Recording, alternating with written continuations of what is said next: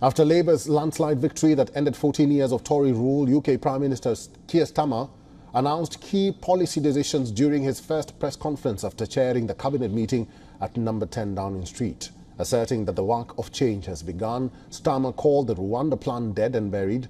The flagship scheme of the previous Conservative government aims to deport migrants to Rwanda. Look, the Rwanda scheme was dead and buried before it started. It's never been a deterrent. Look at the numbers that have come over in the first 6 and a bit months of this year. They're record numbers.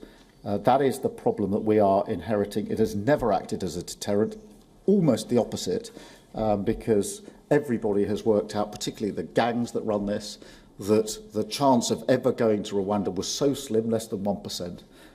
That it was never a deterrent. The chances were of not going and not being processed and staying here, therefore, in paid-for accommodation for a very, very long time. It's had the complete opposite effect. And I'm not prepared to continue with gimmicks that don't act as a deterrent. Former British Interior Minister Suella Braverman said millions of pounds had been spent on the scheme, while speculating that there are bigger problems in store for the new government. Some Tory MPs have been kicked out of office. We're now seeing Keir Starmer, install his government, scrap the Rwanda plan, for example.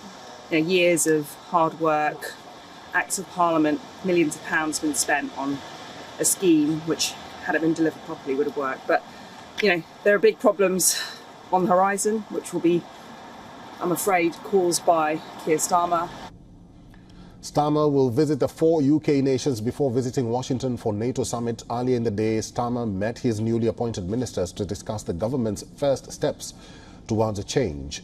His top team includes Rachel Reeves as Chancellor of the Exchequer, Angela Rayner as Deputy Leader, and Yvette Cooper as Home Secretary. This marks Starmer's first full day as a Prime Minister of the United Kingdom.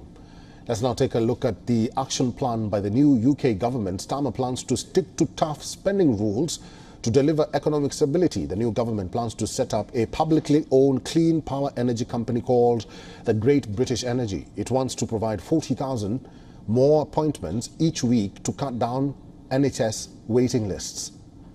In order to tackle illegal migration, the new government plans to launch a border security command to stop the gangs arranging small boat crossings. It plans to induct more neighbourhood police officers to reduce antisocial behaviour. Hereon, new penalties are likely to be introduced for offenders. Coming to the education sector now, at least 6,500 teachers will be inducted for private schools. Meanwhile, Indian Prime Minister Narendra Modi spoke to his UK counterpart. He invited him to visit India after congratulating him on assuming office. In a post on X, the Prime Minister said, "I have congratulated Starmer on being elected as the Prime Minister of the UK. We remain committed to deepening comprehensive strategic partnership and robust economic ties for the progress and prosperity of our people and global good." End of quote. For all the latest news, download the WION app and subscribe to our YouTube channel.